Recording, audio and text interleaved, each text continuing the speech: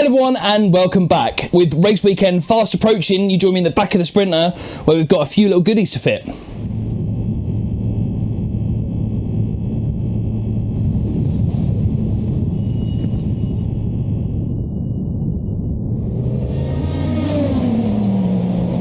So yes, hello everyone, and thank you very much for joining me once again. As I mentioned, we are in the back of the Sprinter where I've got lots of goodies that I need to fit because race weekend is fast approaching and I'm still nowhere closer to actually being ready. So the Clio is actually nearly done. It's just getting that vinyl wrap sorted. That's a whole different story. I'm not best pleased with the manufacturer who has sent me the vinyl wrap. One colour is absolutely spot on, one colour is horrendous and it's just a nightmare to use. But anyway, that's a different story. For today, what I really want to get done is the electrics for this Sprinter. I really want to get the bed fitted first though. I've bought some bed slats, I've got a mattress and I've got a mattress topper. Now the reason why I've got a mattress and a mattress topper was because I just needed some foam because the bed itself is actually not quite a size. It's a bit bigger than a double but it's a bit smaller than a king size. So what I've done is I've bought a king size mattress and a king size mattress topper. That way I've got a thicker foam mattress, but I can then also trim it down to actually the right size that I've built. So obviously I need to fit the bed slats before I can do that. Then it's going to be a case of fitting the electric. So I've got two more leisure batteries here, which means I'm going to have a total of 3, which should give me about 350 ampere hours, something like that. So hopefully that will last a double race weekend. It's going to be a great test this first weekend because it is a double race weekend, so I'm going to have to stay there for 2 nights. So hopefully 3 batteries is going to give me 2 nights worth of power. Now I have also got a fuel fired heater kit here, but I think this is going to have to be a full weekend job by itself. As you can see, I've got a fuel tank, but I'm not going to be running this fuel tank. I want to run it from the actual Sprinter's fuel tank. I think that way it's just going to be far easier and it's going to look a lot neater, and I won't have to keep taking this in and out to fill up with diesel. Obviously here is the kit contents. I've got absolutely everything. There's a wiring loom, there's 2 exhaust silencers for it. It's like I said, it's going to be a big job, and I really want to take the tank off the actual Sprinter so I can run the lines to that. So unfortunately that's probably going to have to wait until after Donington, which is the next race of the season, because then we're going to Anglesey, which is another double race weekend, so it's another weekender. So I would like to get this done before then, especially over in Wales, because it's probably going to rain. Okay, so first things first, the bed. This is probably the most important thing because this way I can at least go to sleep at night no matter where we are on the track. So what I needed to do was finish off this frame. As a couple of months ago I built this frame, but there was just a few bits missing. So I put these battens here, here, here and here so that I can slide these new bed slats across these battens, and that's going to give me a nice solid base for the mattress. So what I need to do is just finish screwing these battens into place, then I can slide both sets of battens. So there's one set there and one set here of bed slats, slide them on, screw them in, and then I can actually get the mattresses on.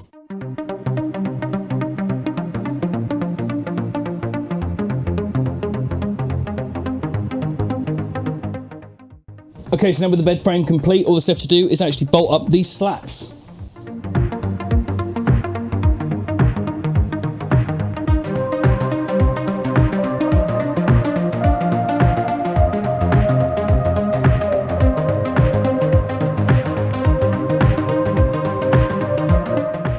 Okay, so mattress time. I'm really hoping that this has been folded in half as well as rolled up, because if not, then they've sent me the wrong one.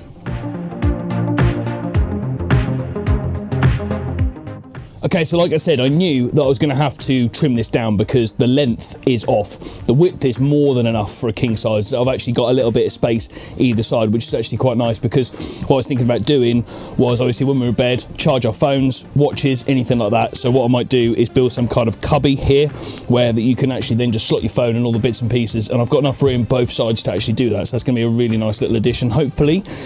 But again, that's probably going to have to wait. For now, I'm going to try and take this cover off, find myself a Stanley blade and just trim this down.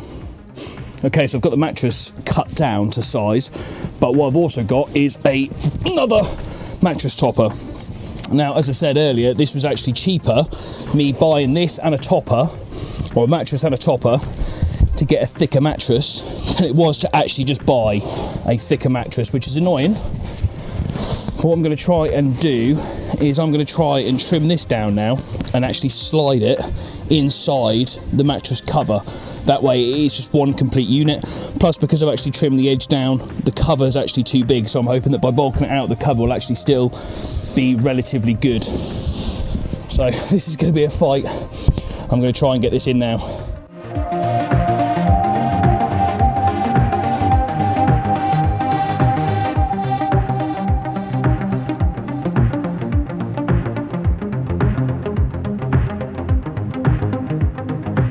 Okay, this is actually really embarrassing, but I'm going to share it anyway.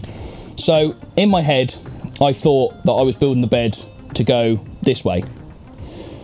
But I've actually changed my mind, and I'm going to put it the way that I'm now laying. Because I could have actually put the bed slats either way, because I had one central beam in the middle of the frame. I could have just put the slats that way, which is, I think, what I'd originally planned. This is the trouble when you leave a project for so long, you actually forget where you're up to. This is where you should make notes. I should have had a pad or something in here and left inside the van in the cab, so I knew where I was up to and what I was actually planning, because it's been probably 3, 4, 5 months since I've even touched this van. I can't even remember. And yeah, so obviously I wanted to build it this way. That's why I hadn't put any battens on. Either way, it doesn't matter, because the bed slats are on, supports the mattress really nicely. And this way is absolutely perfect, because even though I'm just ever so slightly too tall to sleep that way, I would have just had to bend my knees slightly. This way, I am literally spot on. The mattress is just big enough, long enough for me to lay completely dead straight like a pencil. So I'm actually really happy, because this now is really, really comfortable, and I'm super happy. I'm also still going to build the little cubby holes that I was thinking here. I'll probably bring them up slightly, probably bring them up to here, so that way I can put my phone charger in there, my watch whilst it's charging.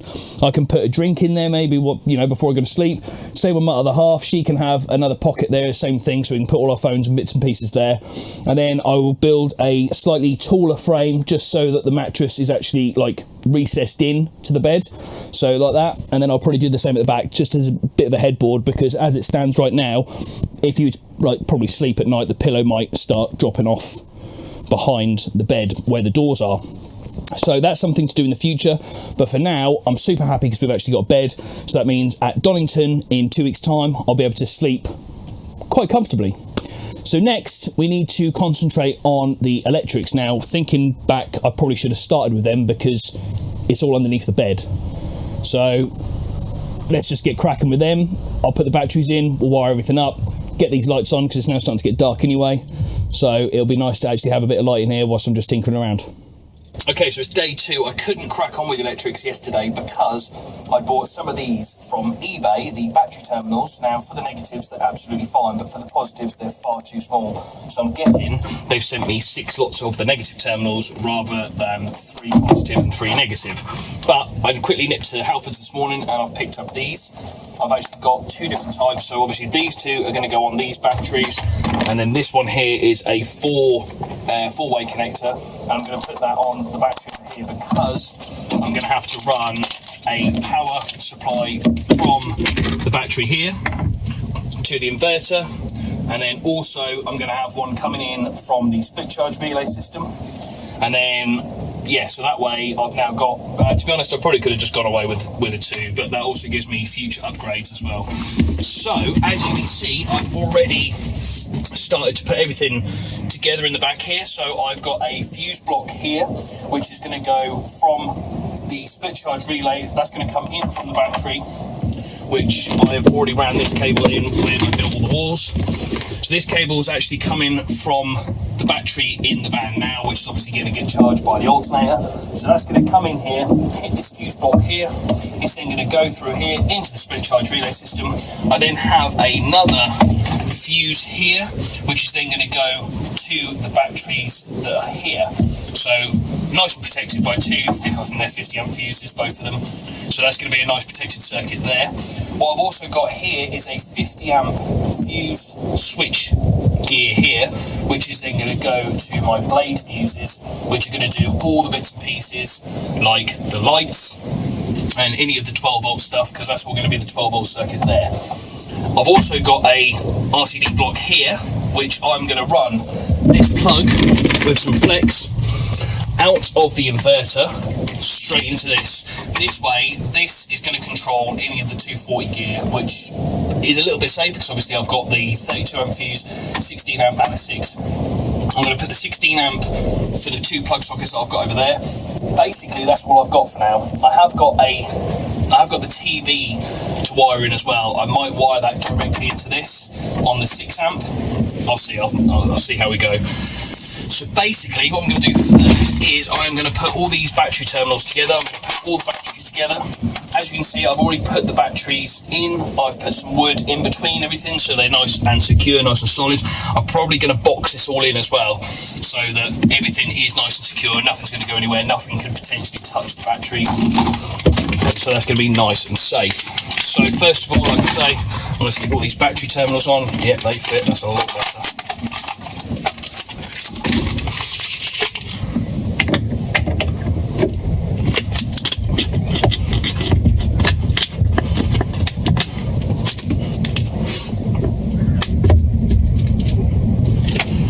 And then I've got all these little link cables here, which I'm going to link all the batteries together with. I've got these longer ones, which unfortunately are probably a little bit too long, but it's fine because I'll probably be able to just move the cables in like that. So then, like I say, once it's all boxed in, it'll all be nice, neat and tidy anyway. So I'm going to get cracking, putting all these batteries together, and then I'm going to start to wire up the split charge relay system, and then we'll start messing around with the 12 volts section, and then we'll concentrate on the inverter and the 240 volt section after that. So let's get cracking.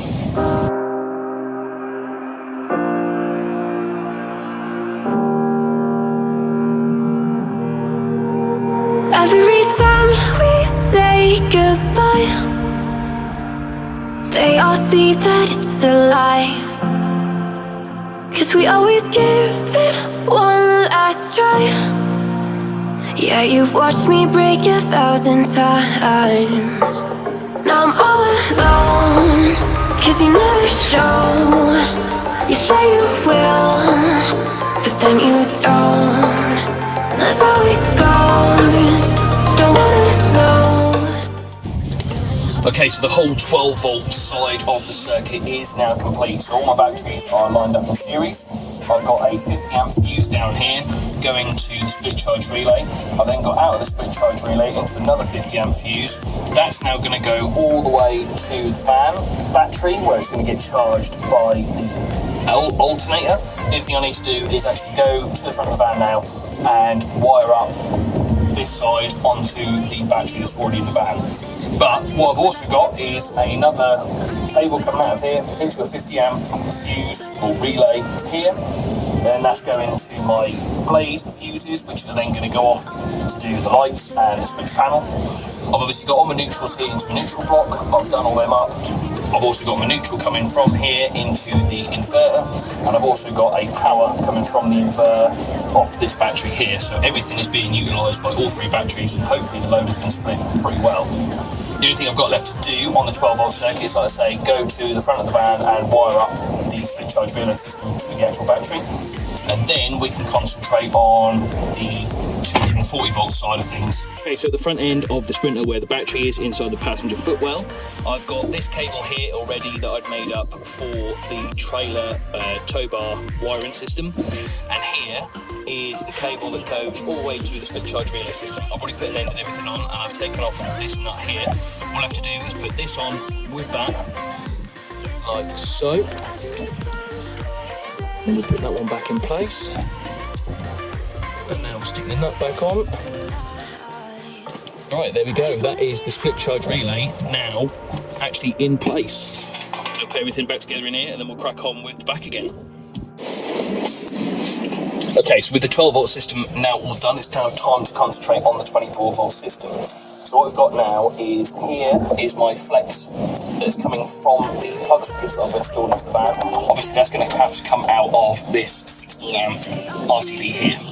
But what I'm also going to do is take this plug with the flex on, and I'm going to put that into the inverter. I'm going to wire that up into the main master 100 amp, which is obviously then going to supply everything. So, first of all, let's wire up the incoming supply. But then you don't. That's how it goes.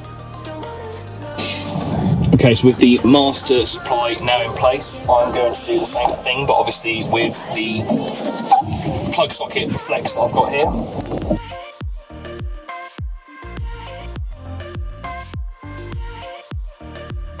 Okay, so that is that wired up. So, like I say, now all it is a case of popping this plug into the inverter. Put everything back.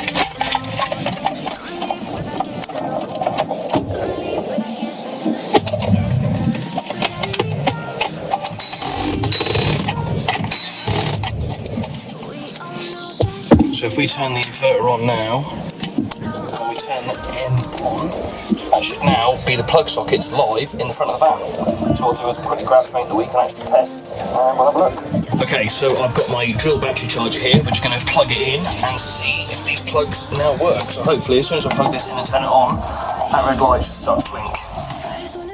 Okay, so with that RCD distribution board a complete success, this is the cable coming from my TV. Now, originally, it had a plug on with a 6 amp fuse. What I'm going to do instead is I'm going to extend this and then I'm going to put it straight into the distribution board in the 6 amp RCD. That way I haven't used up any plug sockets and everything's going to be nice and tidy and everything's going to be fed off of that RCD board there. So I think that's going to be the best option. So I'm just now going to grab my flex and I'm going to extend it and then we will give it a test. So to extend this cable, I'm going to be using these awesome heat shrink solder connectors, and then what I've done over the flex, I've put another big bit of heat shrink as well. So once these are all heat shrink together, I'll then just slide that over and it should be a nice completely covered heat shrink solder joint.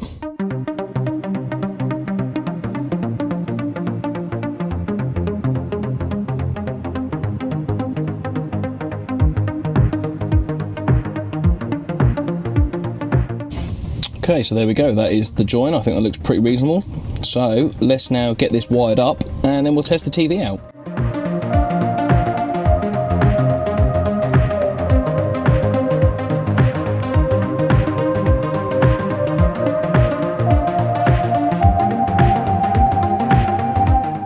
Okay, so with that all wired up, let's turn everything on and let's test out the TV, shall we?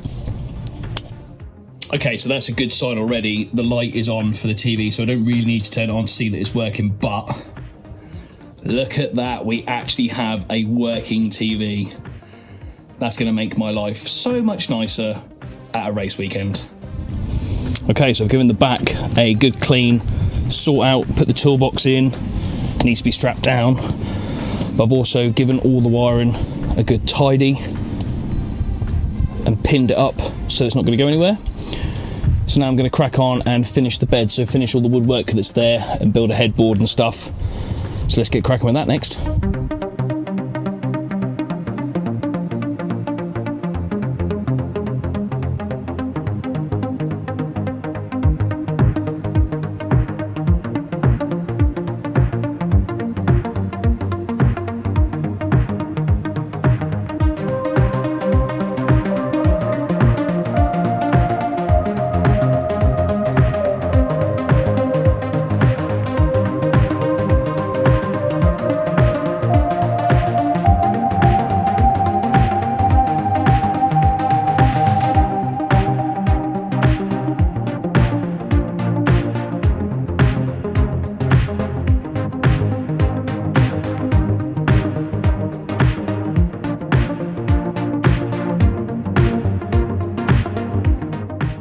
So there we go, another piece of the puzzle is completed and this wall is now done. It's now proper sturdy as well, which I'm really happy about, and that is a great little addition where I've just done a completely off the cuff, just freehand, done a circular opening for the shelf above here, which is going to be really good for any storage bits and pieces. I might choose to put a door on there or something at a later date, but do you know what, I actually really quite like that. Might even stick a light or something in there, we'll see. But yeah, really happy with that. Now let's crack on with the headboard for the bed and then just give it a good clean, and it is actually done.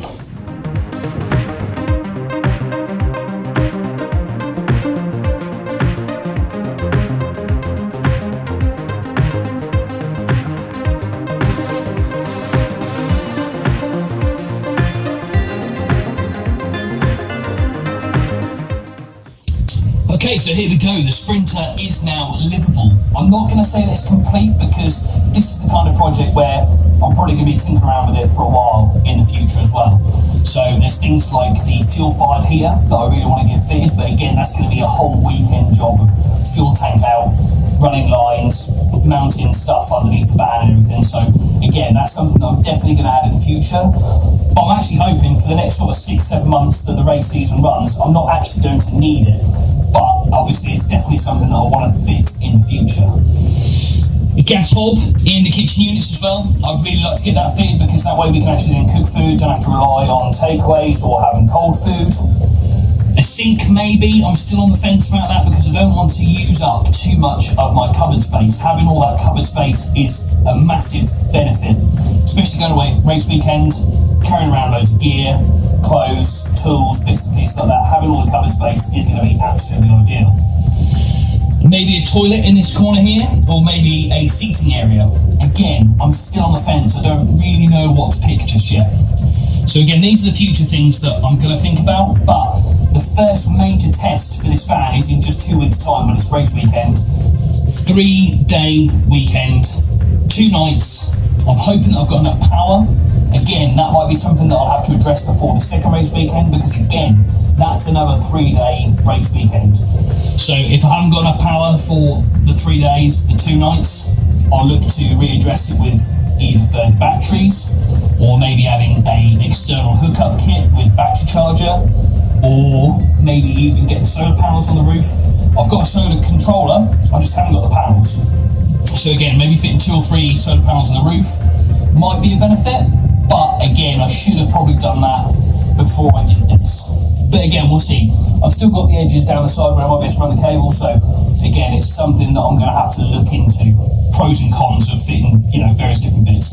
Obviously, a lot of the tracks have got a hookup kit, so if I was to fit a hookup kit in the side there and have a battery charger running off it to charge the batteries inside here, that might be the best and easiest and cheapest solution. Obviously, I'm not sure what I've spent on this so far. I will do a video on total cost because I want to know just as much as maybe some of you do. I definitely haven't spent as much as I was thinking, which is a benefit. The majority of the costs come from the wood. For the bed, sides, everything like that. So again, that'll be a future episode. But like I say, for now, I've actually got a comfortable bed. This is probably going to be the first time I actually have a good night's sleep before a race weekend. I'm super happy with how it's turned out. The level of comfort is brilliant. So, like I said, the first real test for this van is in just 2 weeks' time, 2 weekends' time, when we get to test this out fully. I'm really looking forward to it, and I'm hoping that it's as good as it looks and feels.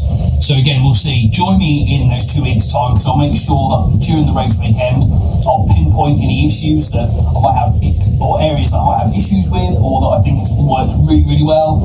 So again, I'll keep you updated in this throughout, race weekend, race series. But for now, I'm super happy. Like I say, 2 weeks' time. Join us then. I can't wait. Thank you very much for watching, and I'll see you in the next one.